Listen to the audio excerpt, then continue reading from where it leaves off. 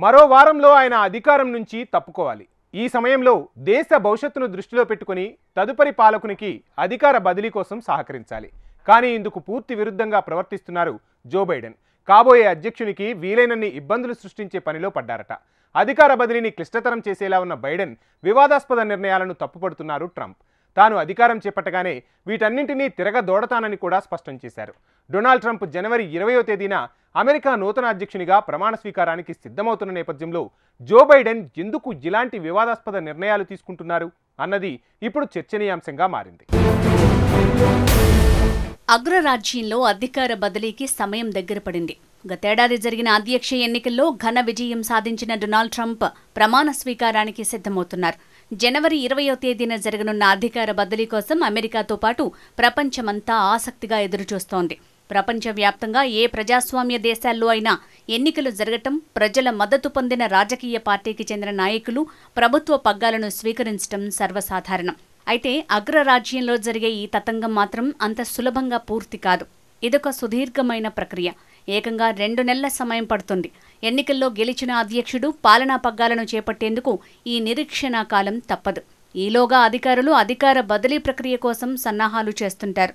ప్రస్తుతం అమెరికాలో ఇదే పని కొనసాగుతోంది. అయితే ప్రస్తుత అధ్యక్షుడు జో బైడెన్ తీసుకుంటున్న నిర్ణయాలు అధికారం కోసం నిరీక్షిస్తున్న డొనాల్డ్ ట్రంప్కి ఏమాత్రం మింగుడు పడటం లేదు. రాబోయే అధ్యక్షునికి అధికార బదిలీ చేసేందుకు ప్రస్తుత అధ్యక్షుడు సహకారం అందించడం మంచి సంప్రదాయం. శతాబ్దాలుగా అమెరికాలో ఈ సంప్రదాయం వారసత్వంగా వస్తోంది. ఈ విషయంలో ప్రస్తుత అధ్యక్షుడు, కాబోయే అధ్యక్షుడికి సంబంధించిన బృందాలు పరస్పరం సహకరించుకుంటాయి. కానీ ఇప్పుడు జరుగుతున్న పరిణామాలు చూస్తుంటే అధికార బదిలీ ప్రక్రియ అంత సులభంగా పూర్తి కావటం జో బైడెన్కు ఏమాత్రం ఇష్టం లేనట్లే కనిపిస్తోంది. తన పాలనాకాల చివరి రోజుల్లో ఆయన తీసుకుంటున్న వివాదాస్పద నిర్ణయాలు ఈ విషయాన్ని స్పష్టం చేస్తున్నాయి. రాబోయే అధ్యక్షుడు డొనాల్డ్ ట్రంప్ పాలనను సజావుగా సాగించడానికి అవకాశం లేకుండా అన్ని రకాల చిక్కుముడుల్ని సృష్టిస్తున్నారు. జో బైడెన్ గత నెల రోజులుగా తీసుకుంటున్న అనేక నిర్ణయాలు వివాదాస్పదంగా మారిపోయాయి. వైట్ హౌస్లో కొత్త అధ్యక్షుడు అడుగు పెట్టాక ఎగ్జిక్యూటివ్ ఆర్డర్స్ జారీ చేయటం సహజం. అయితే ట్రంప్ కార్యక్రమం ఇటీవలి కాలంలో ఎన్నడూ చూడని స్థాయిలో వీటిని జారీ చేయనుంది. అమెరికా అధ్యక్షునిగా బాధ్యతలు స్వీకరించిన తొలి రోజే ఏకంగా 100 ఎగ్జిక్యూటివ్ ఆర్డర్లను సిద్ధం చేస్తున్నట్లు సమాచారం. బైడెన్ ప్రభుత్వం జారీ చేసిన ఆదేశాల్లో చాలా వాటిని ట్రంప్ వెనక్కి తీసుకునే అవకాశాలున్నాయి. ఈ ఆర్డర్లలో అమెరికా మెక్సికో సరిహద్దును కట్టడి చేయటం, క్యాపిటల్ హిల్స్ అల్లర్ల నిందితులకు క్షమాభిక్ష, ఫెడరల్ షెడ్యూల్ ఎఫ్లో ఉద్యోగుల నిబంధన మార్చడం, స్కూల్ జెండర్ పాలసీలు, టీకాలపై నిర్ణయం వంటివి ఉన్నాయి. ట్రంప్ సహచరులు ఇప్పటికే వీటిని తయారు చేసే పనిలో నిమగ్నమయ్యారు. ప్రమాణ స్వీకారం రోజునే వీటన్నింటిపై ఆయన ఆదేశాలు జారీ చేసేలా నిర్ణయం తీసుకోనున్నారు. క్యాపిటల్ హిల్లో జరిగిన ఓ సమావేశంలో ట్రంప్ తన పార్టీ సెనేటర్లకు ఈ విషయాన్ని వెల్లడించినట్లు తెలుస్తోంది. మరోవైపు కొత్త అధ్యక్షునిగా డొనాల్డ్ ట్రంప్ తీసుకోబోయే నిర్ణయాలను గ్రహించిన ప్రస్తుత అధ్యక్షుడు బైడెన్ ముందుగానే వీటిని అడ్డుకునే ప్రయత్నాలు మొదలుపెట్టారు. ముఖ్యంగా శిలాజ ఇంధన ఉత్పత్తిని పెంచాలన్న ట్రంప్ నిర్ణయానికి వ్యతిరేకంగా గ్యాస్, చమురు డ్రిల్లింగ్ పనులు ముందుకు వెళ్లకుండా 75 ఏళ్ల నాటి 1953 outer continental shelf land act తెరమీదికి తెచ్చారు. అమెరికా సముద్ర జిల్లాలో దాదాపు 62 కోట్ల ఎకరాల ప్రదేశాన్ని ఆయిల్, గ్యాస్ డ్రిల్లింగ్ నుంచి కాపాడేందుకు దీనిని వాడనున్నారు. చమురు, గ్యాస్ డ్రిల్లింగ్ నుంచి ఔటర్ కాంటినెంటల్ షెల్ఫ్ని పూర్తిగా మినహాయించే అధికారం అధ్యక్షుడికి లభిస్తుంది. తూర్పు, పశ్చిమ తీరాలు, తూర్పు గల్ఫ్ మెక్సికో, అలస్కాలోని ఉత్తర బేరింగ్ సముద్రం వంటివి వీటి కిందకి వస్తాయి. బైడెన్ తీసుకున్న ఈ నిర్ణయాన్ని ఆపాలంటే కొత్తగా అధికారం చేపట్టబోయే ట్రంప్ మళ్లీ కాంగ్రెస్ ఆమోదం పొందాల్సి ఉంటుంది. గత నెల అమెరికా చరిత్రలో తొలిసారిగా ఒకే రోజు 1500 మంది ఖైదీలకు శిక్ష తగ్గించడంతో పాటు 39 మందికి క్షమాభిక్ష ప్రసాదించారు జో బైడెన్. గతంలో బరాక్ ఒబామా పదవీకాలం ముగిసే సమయంలో ఒకే రోజు 330 మంది ఖైదీలకు శిక్ష తగ్గించగా ఇప్పటివరకు అదే అత్యధికం. ప్రస్తుత అధ్యక్షుడు బైడెన్ ఇప్పటివరకు 122 మందికి శిక్ష తగ్గించగా మరో 21 మందికి క్షమాభిక్ష పెట్టారు. వీరిలో డ్రగ్స్ కేసులో శిక్ష అనుభవిస్తున్న వారితో పాటు స్వలింగ సంపర్క నిబంధనలు ఉల్లంఘించిన వారే ఎక్కువగా ఉన్నట్టు తెలుస్తోంది. ఫెడరల్ మరణశిక్షను ఎదుర్కొంటున్న 40 మంది ఖైదీలో 37 మందికి జో బైడెన్ క్షమాభిక్ష ప్రసాదించారు. పెరోల్కు అవకాశం లేని జీవిత ఖైదుగా మార్చడంతో వారికి ఉపశమనం లభించినట్లయింది. ఫెడరల్ ఖైదీలకు మరణశిక్షను తగ్గించడాన్ని డొనాల్డ్ ట్రంప్ ఖండించారు. తాను అధ్యక్ష బాధ్యతలు స్వీకరించిన వెంటనే రేపిస్టులు, హంతకులకు మరణశిక్ష అమలు చేస్తానని స్పష్టం చేశారు. అమెరికా అధ్యక్ష హోదాలో దోషులకు శిక్ష అనుభవిస్తున్న వారికి క్షమాభిక్ష పెట్టే అధికారం ఉంటుంది. అయితే జో బైడెన్ అక్రమ ఆయుధ కొనుగోళ్ల కేసులో దోషిగా తేలిన తన కుమారుడు హంటర్ బైడెన్కి క్షమాభిక్ష ప్రసాదిస్తూ సంచలన నిర్ణయం తీసుకోవటం చర్చనీయాంశమైంది. రాజకీయ కుట్రలో భాగంగానే హంటర్ కేసులు పెట్టారని తెలిపారు బైడెన్. అందుకే అతడికి క్షమాభిక్ష ప్రసాదించాలని నిర్ణయించుకున్నానని, ఒక తండ్రిగా, అధ్యక్షుడిగా ఈ నిర్ణయం ఎందుకు తీసుకున్నానో అమెరికా ప్రజలు అర్థం చేసుకుంటారని భావిస్తున్నా అని పేర్కొన్నారు బైడెన్. అయితే ఈ నిర్ణయాన్ని తప్పుబట్టారు కాబోయే అధ్యక్షుడు డొనాల్డ్ ట్రంప్. ఇది పూర్తిగా న్యాయ విరుద్ధమని, అధికార దుర్వినియోగమని మండిపడ్డారు. హంటర్కు క్షమాభిక్ష ప్రసాదించినట్లే క్యాపిటల్ హిల్స్ అల్లర్ల కేసులో బందీలుగా ఏళ్లుగా జైళ్లలో మగ్గుతున్న వారికి ఎందుకు ఉపశమనం కల్పించలేదని ప్రశ్నించారు ట్రంప్. అధ్యక్షుడిగా డొనాల్డ్ ట్రంప్ ప్రమాణ స్వీకారం చేసే రోజు దగ్గర పడే కొద్దీ బైడెన్ సర్కార్ రష్యాతో పోరాడుతున్న ఉక్రెయిన్కు మరింత సాయాన్ని వేగవంతం చేస్తోంది. కొద్ది రోజుల క్రితమే ఆయుధ సాయం కోసం $500 మిలియన్ విలువైన కొత్త ప్యాకేజీని ఇస్తామని తెలిపింది. యుద్ధం మొదలైన 2022 నుంచి ఉక్రెయిన్కు ఇప్పటివరకు $62 బిలియన్ విలువైన ఆయుధాలను, ఇతర సాయాన్ని అందించింది అమెరికా. తాను అధికారంలోకి వస్తే రష్యా ఉక్రెయిన్ యుద్ధాన్ని ముగిస్తానని, మూడో ప్రపంచ యుద్ధం రాకుండా చర్యలు తీసుకుంటానని ట్రంప్ పలుమార్లు పేర్కొన్న విషయం తెలిసిందే. ఈ తరుణంలో రష్యాను రెచ్చగొట్టేలా ఆయుధ సంపత్తికి నిధులు సమకూరుస్తుండటంపై రిపబ్లికన్లు ఆగ్రహం వ్యక్తం చేస్తున్నారు.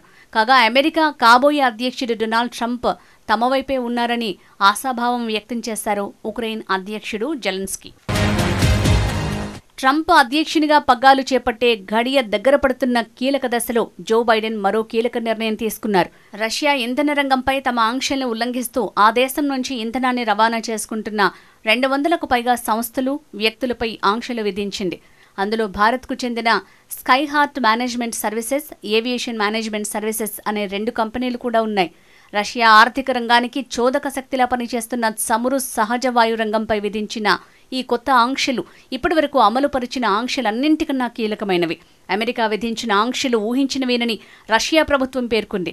ట్రంప్ యంత్రాంగానికి ఇబ్బందులు కల్పించేందుకే బైడెన్ ప్రభుత్వం అన్ని చర్యలు తీసుకుంటుందని మాకు ముందే తెలుసని రష్యా అధికార ప్రతినిధి వ్యాఖ్యానించారు.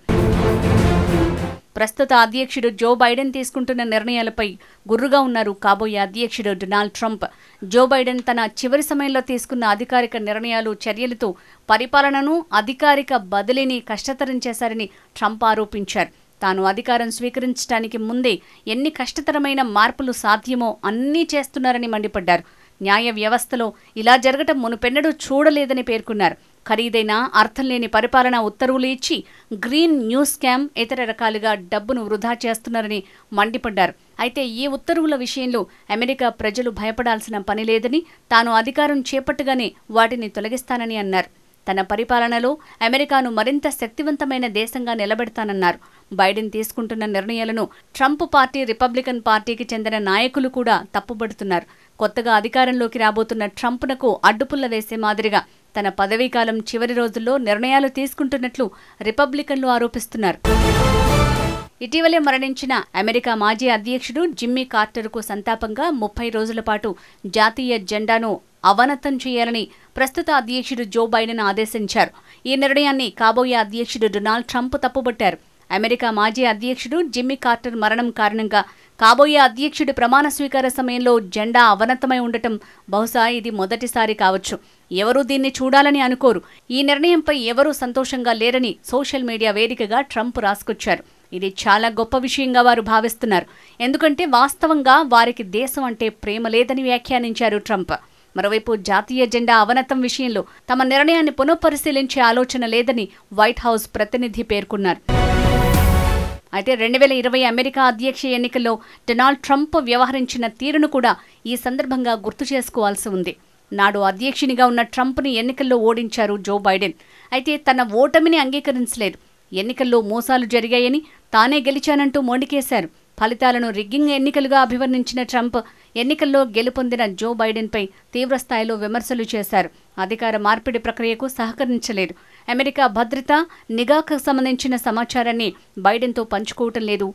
వైట్ హౌస్లో నూతన అధ్యక్షుడు బైడెన్కు స్వాగతం పలికే సంప్రదాయాన్ని కూడా బహిష్కరించారు ట్రంప్. బైడెన్ విజయాన్ని గుర్తించేందుకు సమావేశమై క్యాపిటల్ హిల్స్లోని అమెరికా చట్టసభపై ట్రంప్ అనుచరుల దాడి వివాదాస్పదంగా మారింది.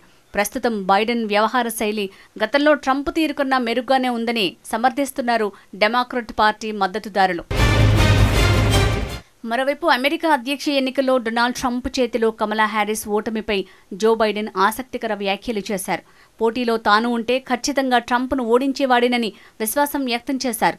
డెమోక్రటిక్ పార్టీలో ఐక్యత కోసమే పోటీ నుంచి వైదొలిగానని పేర్కొన్నారు. అధ్యక్ష ఎన్నికల్లో ట్రంప్ను కమలా హ్యారిస్ ఓడించగలదని అనుకున్నానని తెలిపారు. అమెరికా రాజకీయాల్లో కనిపిస్తున్న విభజనకు స్వస్తి పలకడానికి అధ్యక్ష ఎన్నికల రేసు నుంచి తప్పుకున్నానని తెలిపారు బైడెన్. అధ్యక్ష పదవి నుంచి దిగిపోయినా తాను రాజకీయాల నుంచి వైదొలగబోనని స్పష్టం చేశారు. ప్రజా జీవితంలో కొనసాగుతానని తేల్చి చెప్పారు బైడెన్. సాధారణంగా అమెరికా అధ్యక్షులుగా పనిచేసిన వారు పదవి నుంచి వైదొలగగానే ప్రజా జీవితానికి దూరంగా ఉంటారు. కానీ బైడెన్ తాను అలా చేయనని చెప్తున్నారు. అయితే ఏ రూపంలో ఆయన కొనసాగుతారో స్పష్టం చేయలేరు.